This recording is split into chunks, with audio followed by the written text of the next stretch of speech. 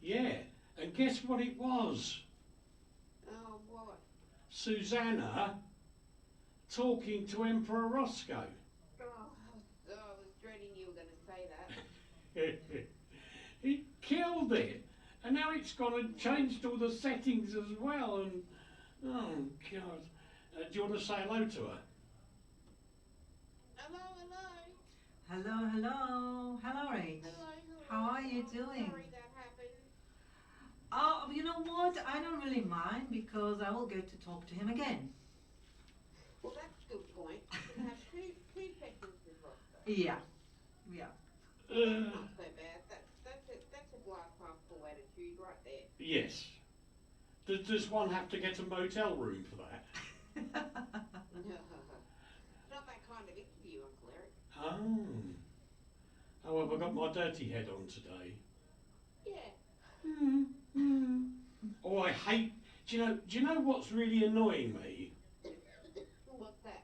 How many weeks have you heard me say, never rely on anybody else's cloud system? Yes. And what do I do yesterday? I rely on a cloud system that's not ours, and I can see it, but it won't let me recover it. Mm. Great. So how's your week been? Hi, Mitchell. Oh, it's been very, very busy and very intense. I am exhausted beyond measure, so please forgive me. I may yawn a couple of times. I'm very, very tired.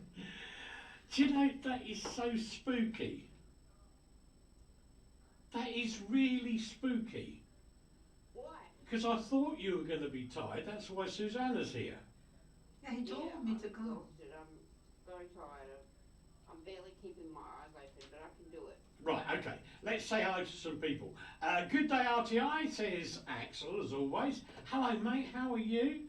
Hello to Eric, Susanna and Rachel. Always been all posh today, calling you Rachel.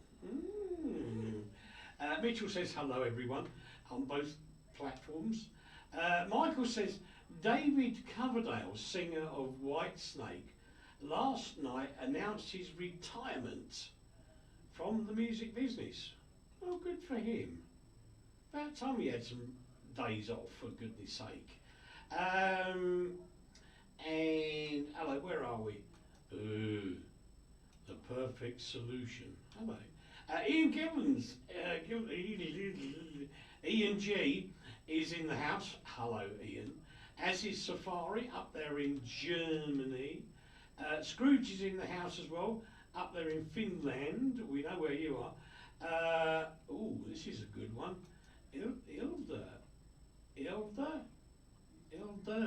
Ildern is in Germany. Hello. Hello, Gerald in the US of A. Oyente is in España. Hola, España.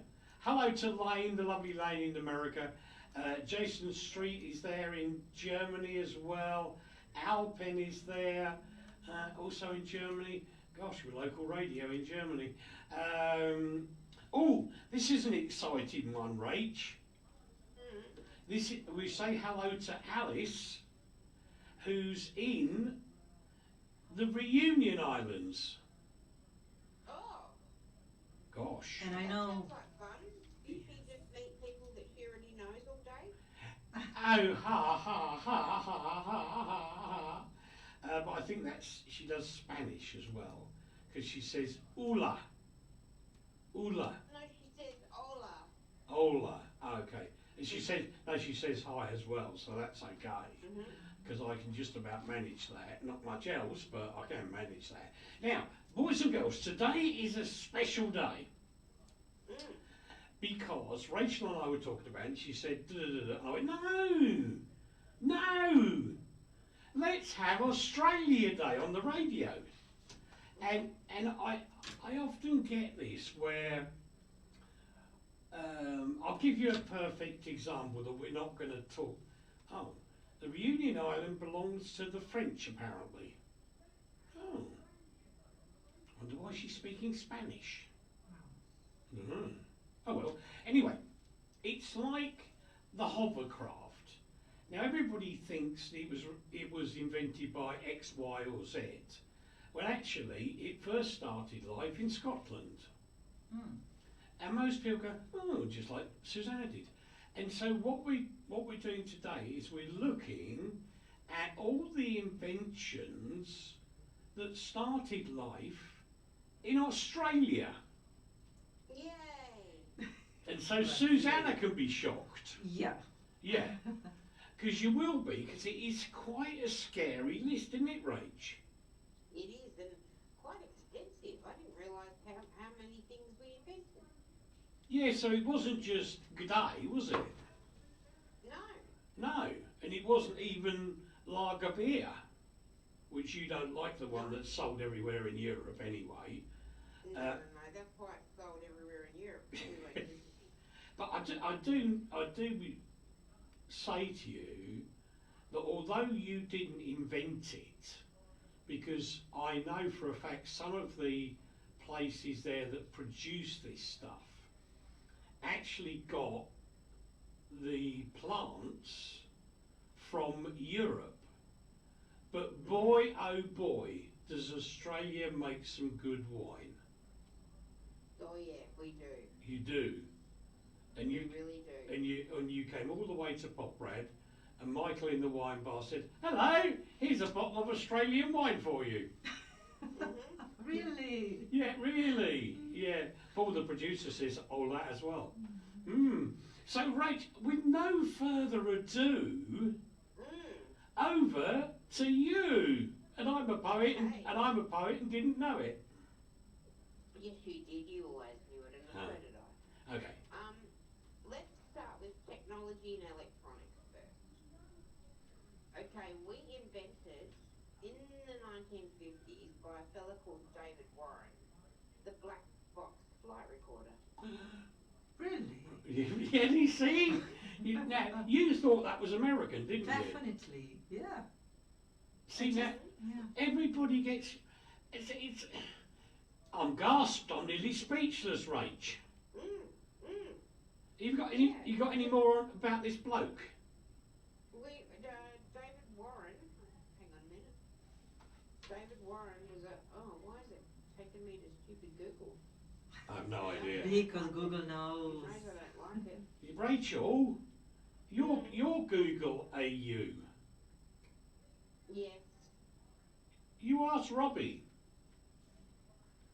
Oh, why? Well, because he'll tell you you know everything. That's why he doesn't argue. That's true. That's true. Okay. David Warren. David Warren is an order Australian. He got his little award from the Queen, and he's best known for inventing and developing the flight data recorder and the cockpit recorder. He was born 20th of March in guess where? Go on. Born in Groot. Where? Groot Island. Groot. Yeah. Where's Groot? Anindiyakwa. Right. Like somewhere in the Gulf of Carpentaria. Oh, right. So, yeah. So that's cool. It's not not too far from us, but still. He died in July 2010. Oh. And his big claim to fame was inventing that. He his interest in the possibility of personally recording music that led him to invent the world's first flight recorder or black box. So it started with an interest in recording music, and he came up with that particular invention, which is, as we know, one of the most famous parts of an aeroplane, and everybody's curious to get their hands on that after some sort of disaster and mishap. Yeah, so I guess that's America 0, Australia 1. Right. Yes. So technology and pardon me. You did. I'm sorry, I can't help but giggle because whenever I hear "pardon me" at home, it's normally followed by "Daddy burp."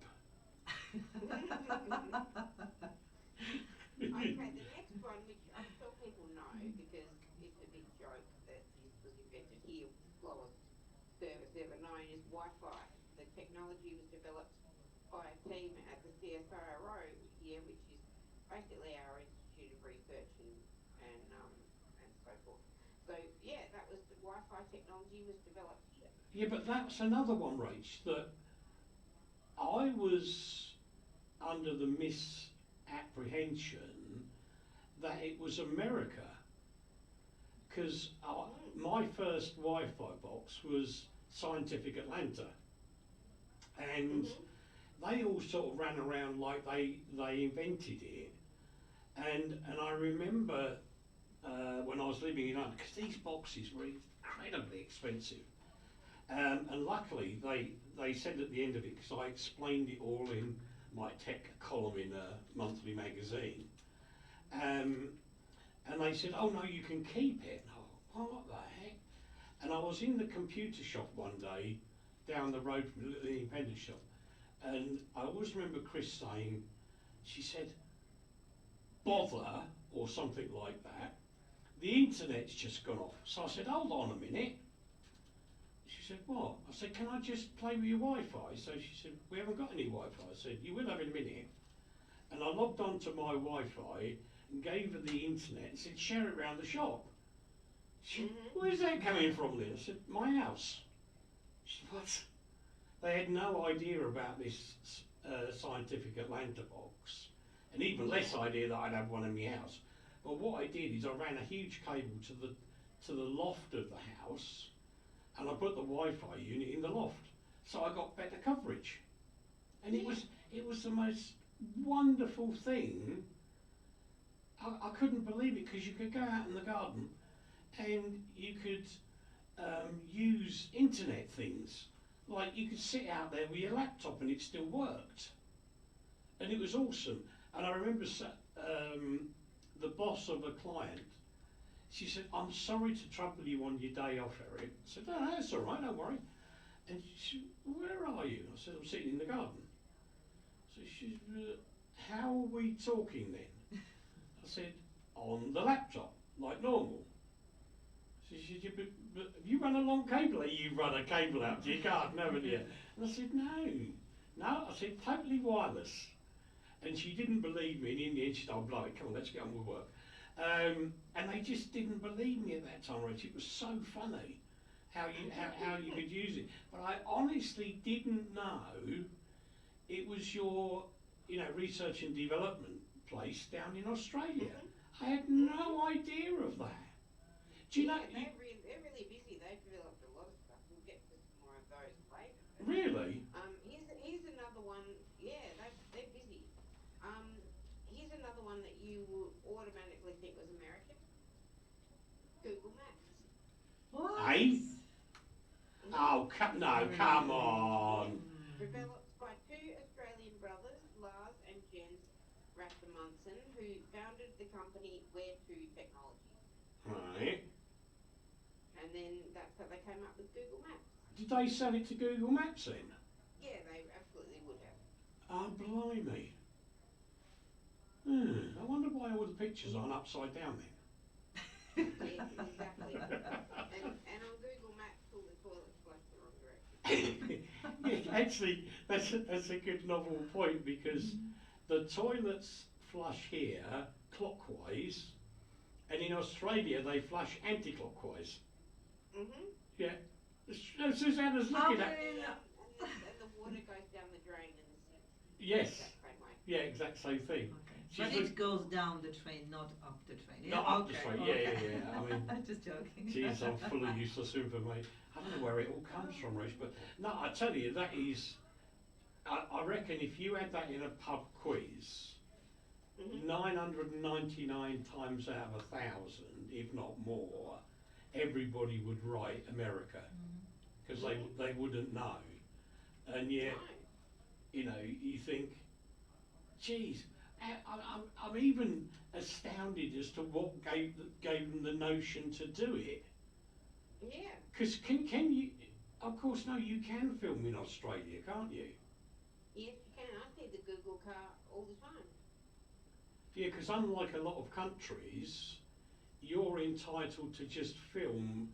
I think if it's if you're on a public footpath or highway, or not driving the car obviously, you can film what's ever around you, can't you? Yes, you can. Yeah, Mm. you can just film anything.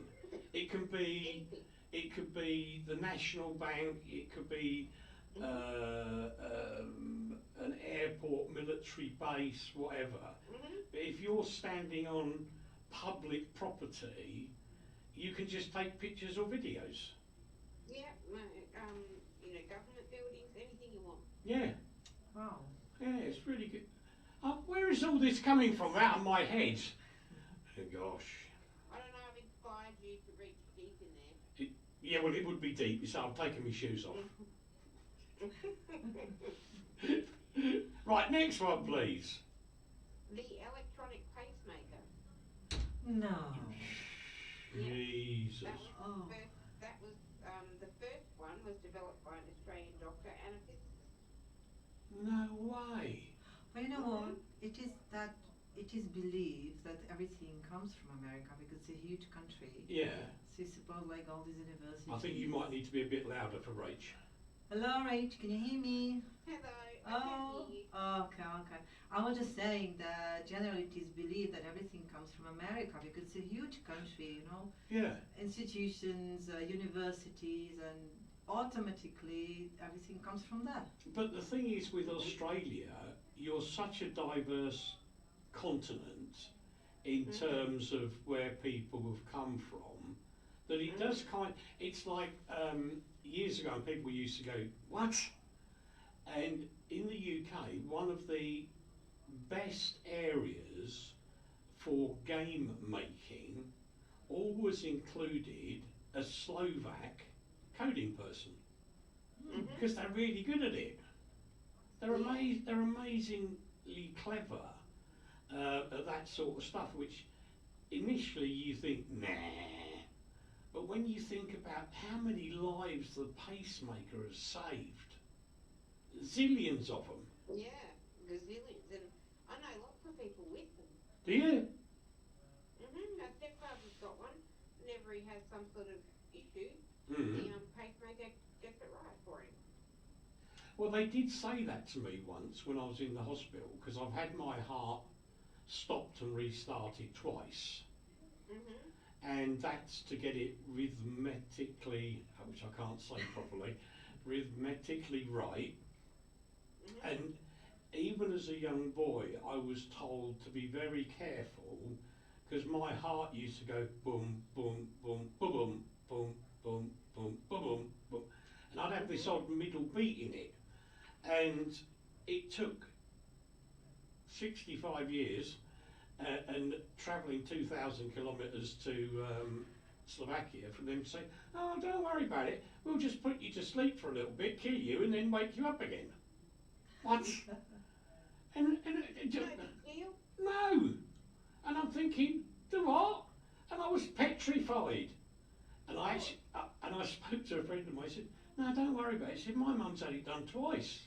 It's great, she's running around like a 2-year-old after she had it done. Oh, okay. And you feel it's like you've had an extra shot of adrenaline. Yeah. It's the only way I can explain it. And that must be the same with a pacemaker, because if that gets your rhythm back to normal, instead of your heart being sort of like in the wrong vein for your body, that you're just tightening it all back up again and putting your heart in tune with your body, and you're going to be, the bloke's a genius.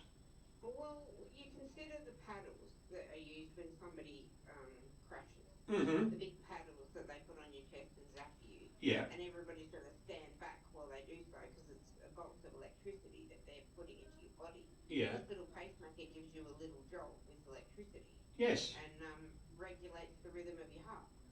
I know, it's amazing. Good afternoon, Trina. Mitchell's saying hello to you for me. Thank you very much. It's just mind-bending, actually, isn't it? As to how do you think about something like that? Anyway, can we have another one? You can. We are responsible, two fellas, patented What? Arthur James Arnott and William Blanche Brain in 1989 patented their first electric drill. 1989. Sorry, 1889. I was going to say, no. But you see, again, now I would have put the electric drill as British because of Black and Decker and things like that. But in actual fact, they weren't English companies anyway. I found out later. But I just thought of a funny story, Rach.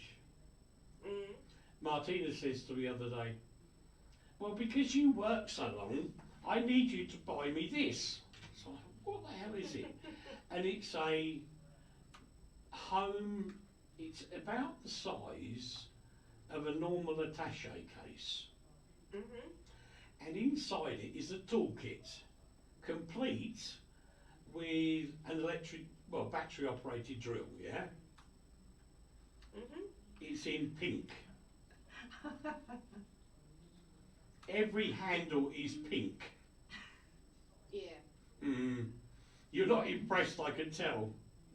Well, no, I am, but you know.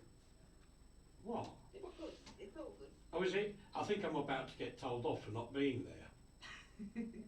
Could be the No, case. you're all good. Okay, I think you're right. But no, it's really funny. You've got this little case, and inside it, I mean, the first thing she actually did was finish off something she wanted to do for Elizabeth furniture-wise. And, you know, she's done that, and you think, Jesus, when I was a kid, you had this thing that you pushed against your chest, turned a handle, and that drilled a hole. It was mechanical. And to have an electric drill, wowzer. Yeah. It was something, at work, we had to sign loads of papers to get them. And they even, we had a training course on how to use them. I remember, vividly. So thank you very much to the lovely men who made the electric drill, because over the years you've saved me loads of stuff. And Trina says, perfect kit for a beautiful lady. Yeah, you're right there, Trina. Absolutely right. The only trouble was there was a fight between her and Elizabeth because Elizabeth thought it was hers. And we had to say, no. She was going, mine. Using the word mine. And I go, no, it's Mummy's. No, mine? Mummy's. Mine. So we put it away out of the way so she can't reach it. But thank you to the guys that invented the electric drill. Honestly, you have saved me so much time in my lifetime. I can't thank them enough. There you go. Rachel's gone to sleep now, haven't you? No. I'm just listening to your story. Oh, okay. Now I can hear a but in there somewhere. It's but. No. Shut the hell up, I've got loads to do. So, you want to go back to our lovely CSIRO? Yeah? They collaborated with the Reserve Bank of Australia to develop the plastic banknote, so the polymer banknote we invented. Really? We've only just got them, haven't we, a couple of years ago?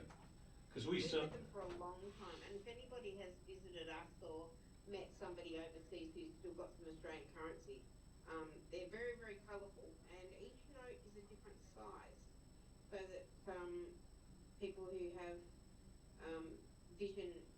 people who are vision impaired will be able to tell the difference between the notes. So Yeah. they're very, very beautiful. The notes. They are, what colours are they? They are pink. That's the $5 note. That's got the Queen. Wait till she gets to the $1,000 note. Then you've got the blue, which is the $10 note. You've got the 20, which is a red. You've got the 50, which is sort of like a mustardy green. And then you've got the $100 note, which is a true green. All right. But interesting also about our note is that there is always, and on every note, a man on one side and a prominent woman on the other. Oh. But I have to say, Rach, Slovakia is very good at that because my eyesight's not bad, but it's not good. And my driving glasses or wandering around glasses are not good at looking at something in your hand. I need my reading glasses for that. And Same. yeah, and I've actually got into the habit of feeling the edges of the coins, because then I know how much they're worth. And it's amazing what people could do. I didn't know about the man and the woman on Australian banknotes. Yeah, there's a man on one side and a woman on the other. Oh, apparently we can get. Equal opportunities in Australia, equal opportunity, equal pay. Wow. Apparently you can get a pink version of the toy set with the toolkit for kids as well. Yeah, Elizabeth's already got a, I think it is Black and Decker toolkit. Because she was going nuts at me about one. I thought, hey, she's a girl. She likes the pink. No, but hers is the proper colours. Mm-hmm. She's got one already, a battery one. Mm-hmm. It came with some plastic bits that you screw together as well, but there you go. The American Mint, God, we are getting into money, are to stop producing the 1 cent piece. The penny, Yeah, yeah, they're a bit of a scourge now. we stopped it here, didn't we? Yes, 1 We and stopped 2. ours. The Yeah. lowest you can get is a 5 cent piece, and even that's annoying. Yeah, yeah, we're 5 cents, aren't we now? 1 cent, 2 cents. Yeah, I have a collection, like a huge jar of them. I don't know what to do, but So you have to take them to a bank. yeah, I think I want to keep it just in case. You never know. But then they charge you money, which is ridiculous. Never mind. Let's have something more from the Australian Creation Department. Okay, we invented the dual flush toilet. Eh? Dual flush toilet. Now that makes sense to me in Australia, Mhm. because, and here's my rationale, a lot of times, yes, you have lots of water and there are floods, but there are other times when you have terribly, terribly low water levels, water's on restriction, blah, blah, blah, blah, blah. Hose pipe bans, and all sorts of stuff.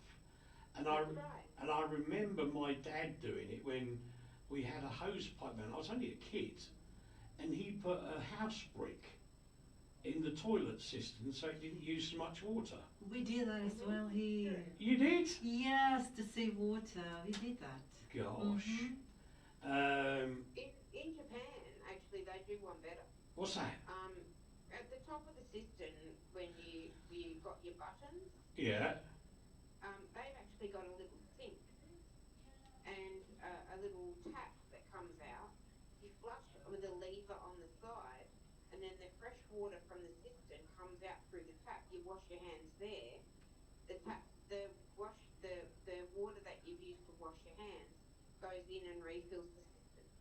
That's smart. That's clever. Yeah. It's very clever. Yeah, and I can't remember the guy's name now, but he was a work colleague. And he was obsessed about his company car always being clean. And we had a complete hosepipe ban because the water levels were so bad. It was a huge drought. We get there on the Monday morning. He's flaming his state car. It's like it's just come out the garage. So we all said, but how'd you do that? How'd you wash your car? He said, oh, very simple. I cut a hole in the downpipe from the bath that comes outside the house, put a barrel at the bottom, and I kept all the bath water and washed my car with it. Nothing wrong with that. Damn. You kind of go, oh no. But it's so clever. I just wonder if Australia, because it's not connected to anywhere else, has had to be creative, Rach. Well, yeah, I mean, we used to save all our dishwater. It's called grey water. We'd save all our dishwater and then pour it on the garden. We would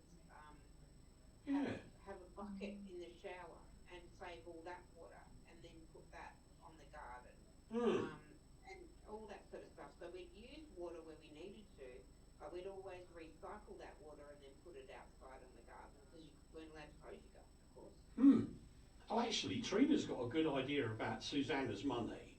She says, Susanna, you can bury that jar of money and then you have buried treasure. That's what I was thinking about, Yeah. really. Buried treasure. Oh, whatever. This is a postcard from Poprad, believe it or not, but we're having a special Australia Invents Day, which Rachel's put together, and it is bloody brilliant. What's next, Rach? The next one is one of my favourites, the wine cask. Hmm? The box of wine that's got a bag inside of it. No way. Oh. That was us. The bag in a box wine packaging was invented in Australia. We actually call it, the bag itself, we call it a goon bag. Right. Is it? And a wonderful drunken pastime is to leave a bit in the bag, take it out to the street, and you throw it up in the air in the hope of it touches the power lines and it's left dangling there. It's a drunken sport we participate in. Don't try this at home, boys and girls. We don't advocate doing this. But no, is it cheap wine? Not always. It's not super expensive wine, but you get your cheap and nasty wine, which is sort of $12 for a 5 litre box. But you'll also get quite small boxes that have got more expensive wine in them. They will sort of run about the same price, but there's much less product, but they're better quality. Well, Because we've got such a huge wine culture here and such a huge wine industry here, they just try and market it to different people in different ways. yeah, I do remember a former colleague of ours. I saw him walking through Poprad one night on a holiday, and he looked a bit sort of tired and bent over. So I stopped and said, "Are you going back to the hotel?" "Yeah." "Do you want a lift?" "Yeah." So what the hell have you got in those bags? And he got 2 huge bags full of litre boxes of wine. Mm-hmm. And he paid 50 cents a litre for this wine. Wow. Yeah, I- probably not good for much other than, well, you can block your nose and shut your eyes and think of something else and end up, It was probably inebriated, I guess. probably okay for cleaning drains, but nothing else. Mm-hmm. But he adored this wine. And he walked to a well-known shop, beginning with T, and he would buy bagfuls of this stuff and drink it. He thought it was It's lovely. actually well known, cask wine is actually well known for having a lot of preservative in it, such as sugar. And when you drink a lot of it, you are guaranteed a hangover because the sugar dehydrates you beyond measure. Ah. Now, we didn't know that either. So Flipping if with you're learning. going to do that, my dear sweet listeners, Yes. if you're going to do that, if you're going to tie one on with a bag and a box, make sure that you are drinking a lot of water at the same time. Otherwise, you will rue the day. And before you go to sleep, put them on the side of the bed. When you eventually stagger and fall into bed, please look up. On the side of your bed, you'll find 2 paracetamol. Take them, and with lots of water, and go to sleep. Yeah, that's Don't true. Wake up too shabby. But are you ready for the horrific story? Mm-hmm. Do you know what they do with red wine in Slovakia? Oh. Oh, what? They mix it with cola. Yeah. Oh, Yeah, I know. And it's like 50-50. Yes. Half red wine, half cola in a big glass.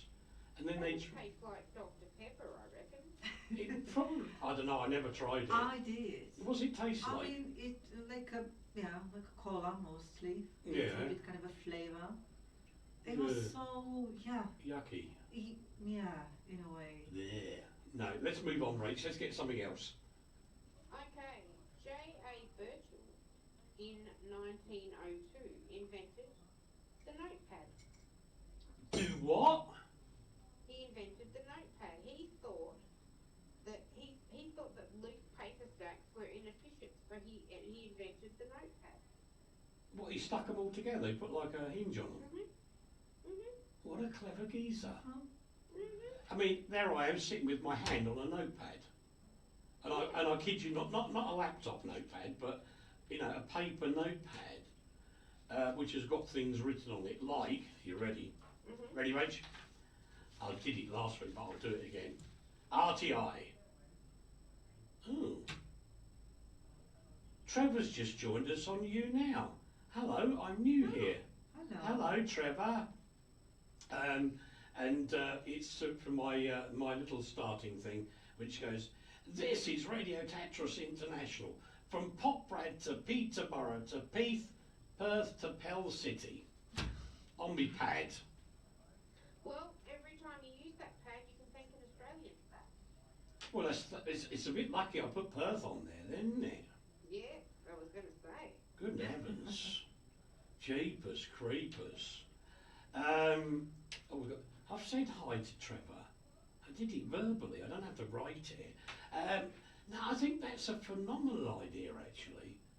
Because if you think about it, if you've got a photocopier around your work or at home or wherever, you've got this box of paper, which is a pain in the derriere.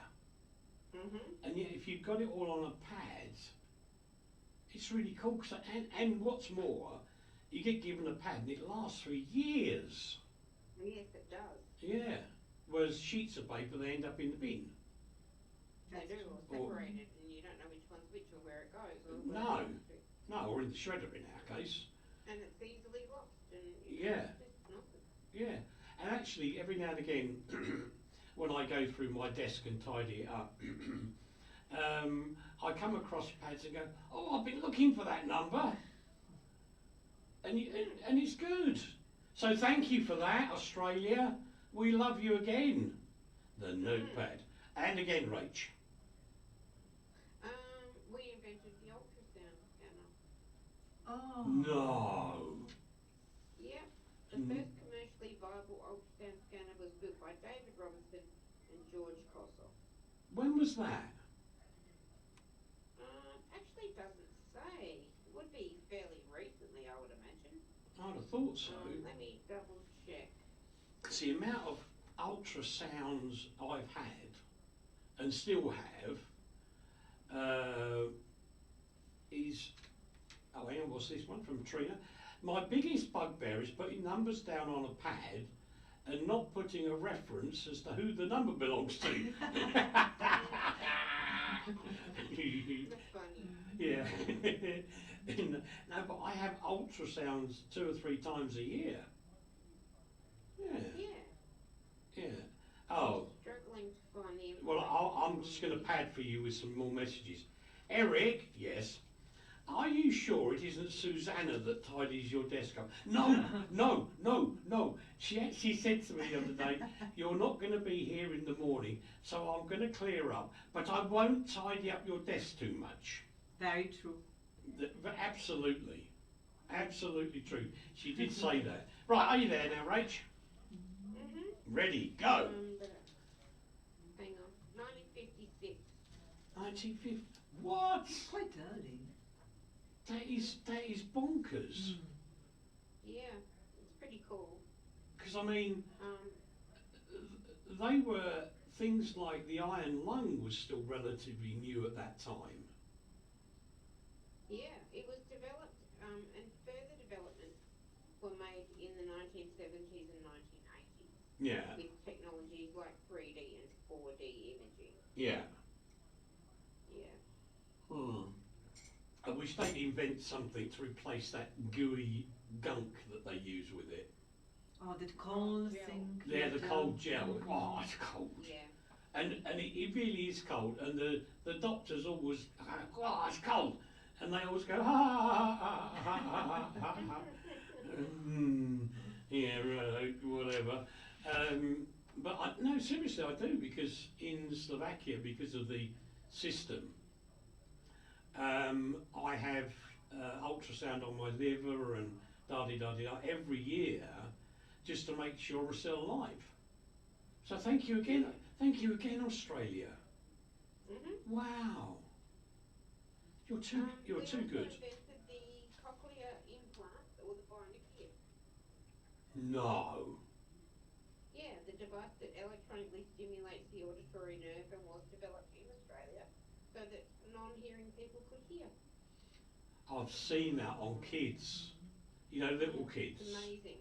Oh, if you see their faces, if you've never seen it, boys and girls, have a look on YouTube or somewhere and see a small child being given the gift of hearing where they can't hear normally, and their face is the most gorgeous face. And the really weird thing is the parents will call their name out and they know it straight They away. turn around. Yeah. The baby remembers the Amazing. voice of a mother Mm-hmm. from the womb. So suddenly he can hear it from outside. When I was pregnant, I used to read stories to my belly, Yeah. and also the father of my daughter as well. And then when Hannah was born, immediately she recognized him. Oh wow. How weird is that? I think that might have been your internet, Trina. Trina's saying the sound is breaking up. It's cleared now. That can be the internet because there are a few issues on it. We had an enormous issue here this morning when I walked in, but I managed to fix it. So it's just one of those things. I think it's having a funny turn today. Yeah, because if you think about it, Rachel every now and again, normally on a Friday she gets a little Today, touch wood, I know I shouldn't say this, nothing, it's perfect. Clear. Well, that's because I'm on the 5G. I have got off the home Wi-Fi. Ah, okay, but it's still like you're sitting next to me, Rach. Yeah. Well, while I talked about Australia inventing Wi-Fi technology, I figured this better go well.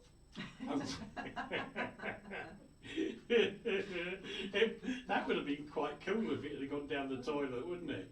Ho, ho, ho. Now keep going, Rachel, I want more. Okay, spray on skin. A medical innovation that allows the skin to be regenerated on burn victims.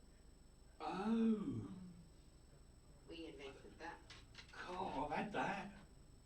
Which is like after having burned. It's when you have a burn on your skin.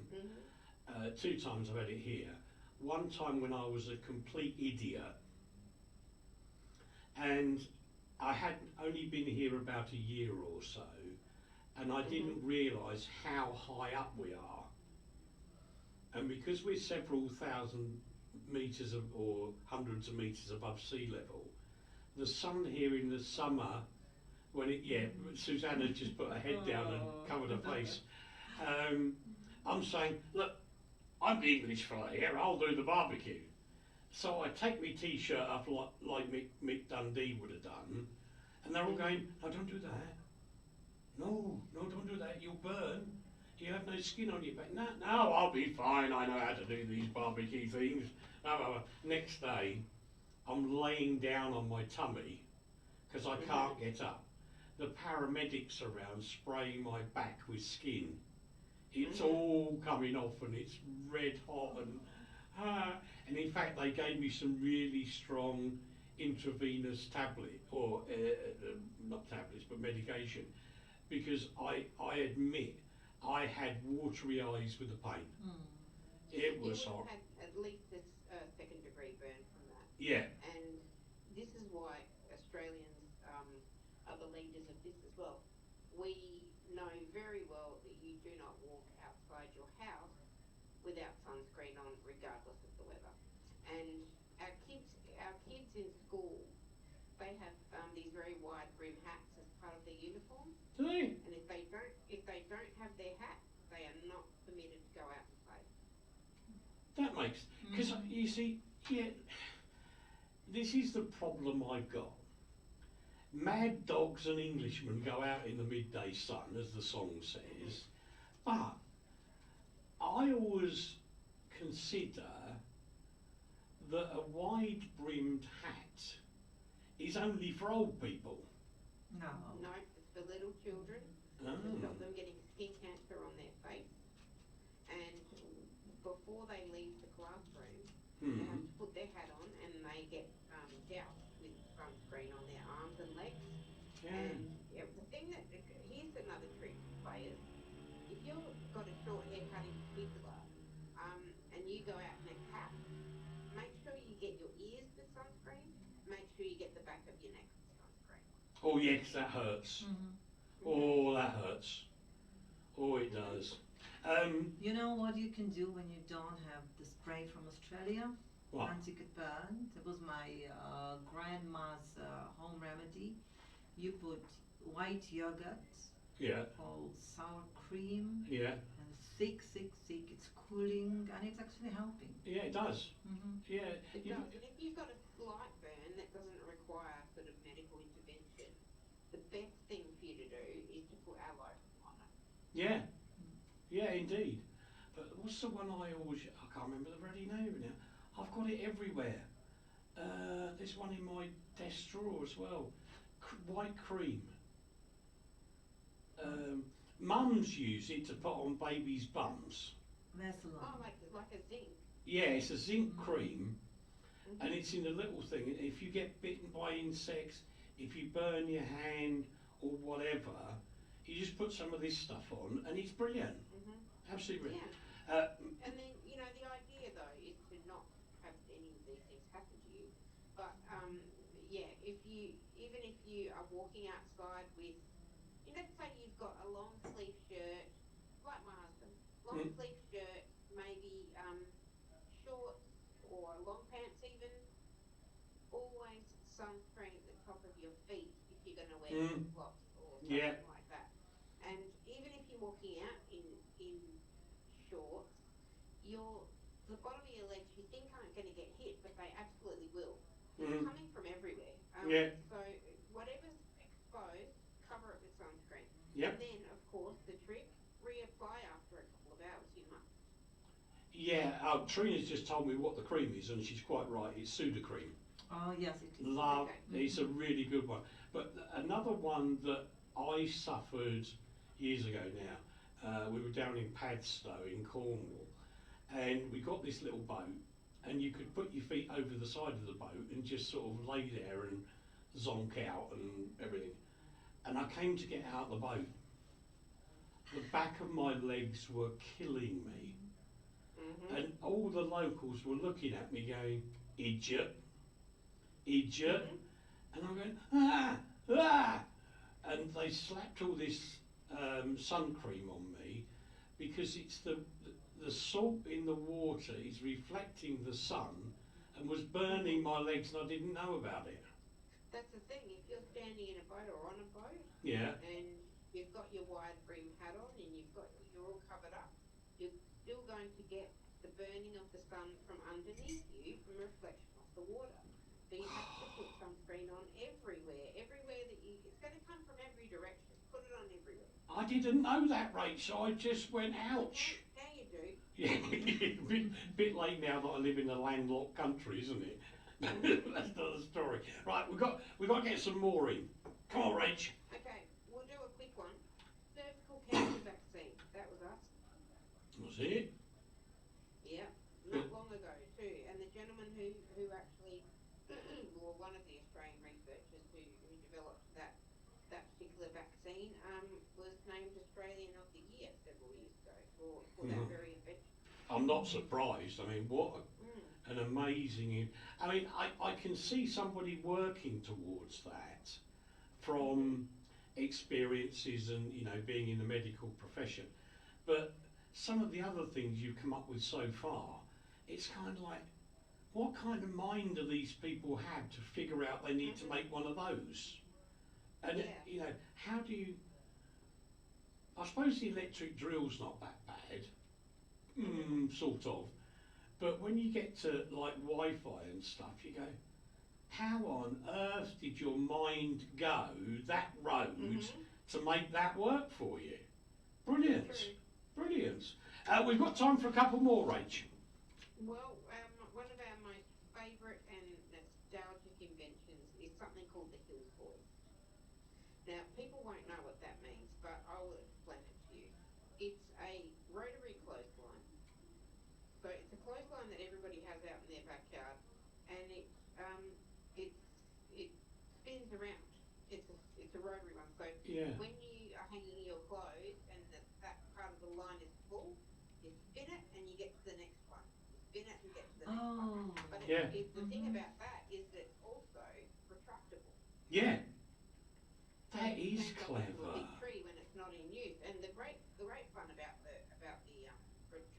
rotary clothesline, the Hills hoist, is that it makes for the most excellent toy for children. You get on the end, Yeah. and somebody pushes it, and you swing around and around and around and around on it. No, don't tell Elizabeth that.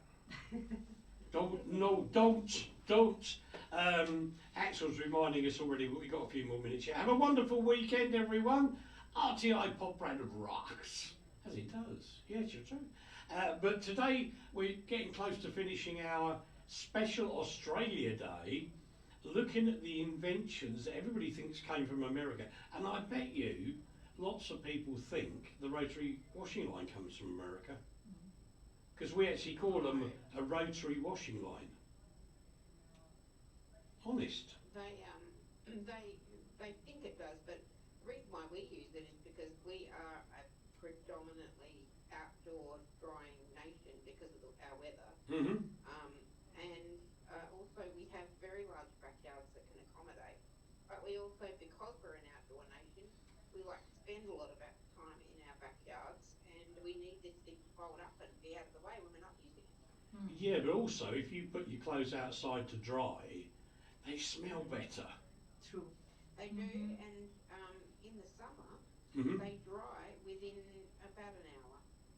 But of course, if you put the shirts out there in the winter, proper winter, when you go to get them off the washing line, they stand up on their own. Yes, that's true. Not at all. Yeah, absolutely true. But I think that's a great, and you're so right that not only is it a great invention, but because it folds up, it doesn't steal all the garden.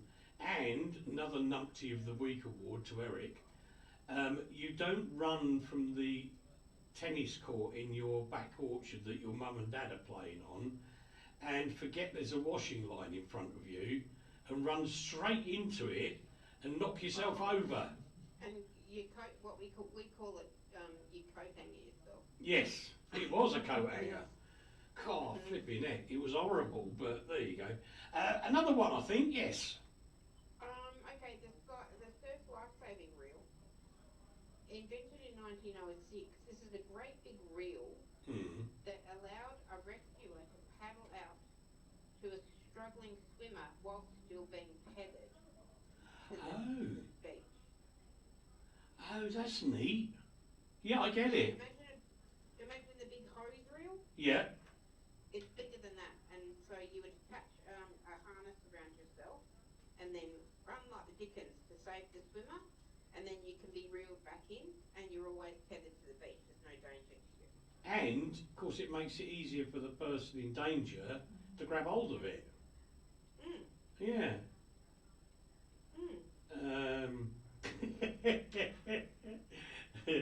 Trina says, I use the washing line as an extended aerial. Look, that's not crazy. It's absolutely correct. That's absolutely right, yeah. I've got one more for you. That Please, yeah. In 1939, there was a scientist called, excuse me, how rude, got pop-up ads. 1939, Australian scientist Howard Florey purified penicillin from a special strain of mould, and then were able to engineer that into what we know today as medical penicillin. Good Lord. Because Because we think of Marie Curie and things. Every time you have penicillin and you're allergic, don't thank us. But you see again, okay, there was a guy that first, like Louis Pasteur, he found it, but that doesn't mean to say you can inject it in your body at that point, because you can't. That's right. You can't actually do it. That's weird. That is. And one last one which you'll enjoy. Yeah. The inflatable escape slide and raft from an aeroplane. Yeah. Oh. Mhm. That was us. The guy was an employee of Qantas and he invented that. Wow. I hope he got lots of money. He probably didn't get lots of money, actually. He probably didn't. No, he probably got a watch or something, and that'd be about there. Rachel, you have presented your continent incredibly well today. Well, thank you very much. I sort of started looking at it last week and I thought a few of them I knew, but a lot of them I didn't. Really? And I thought this would make an interesting show. Yeah. I reckon we could talk about, you know, how Australians are more than, you know, Mick Dundee and Olivia Newton-John. I'm sure we can figure out something. I'm just Sure enough, we did. wondering, Rach, if we shouldn't challenge Susanna now Yeah. to find inventions that were made, and we'll be fair. We'll call it Czechoslovakia. Yeah, Slovakia is so small. It's so yeah. small. Mhm. But if we go Czechoslovakia, which was the country before, Actually, do you know where I went to dinner tonight? where? To the Czechoslovakia Club. No. Really? Yeah, it did. We had Czech food. I don't know what I was eating, but I loved it. And Czech beer and all sorts. We had a lovely time. Went out with Rob's brother and sister-in-law. Well, the foods that you would consider Czech today we would consider Slovak, for the most part. There are a few things that are slightly different, But but you know how I feel about Slovak food, so I had a great time with Czech food. I suppose you must have had the creamy sauce stuff. Or- Yeah, what did I have tonight? I had, I think what they were doing at this particular club was having Czech food, but done in a very sort of Anglophile way. So it wasn't, you know, wasn't traditional Czech food, but it was close. And we had a great time, and Robbie had a great time with the beer, of course. Well, he would do, because that's proper beer. Yeah, Pro- that's good enough. Yeah, absolutely. Right, we're going to have to go, Rach. Okay. You filled a whole show on your own. Oh, thank you very much. That was fun. I should have done these shows when you weren't supposed to be talking. Yeah.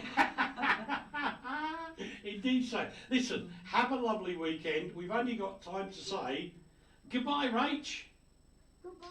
Goodbye. Goodbye, goodbye, goodbye. We're leaving you. Goodbye, goodbye.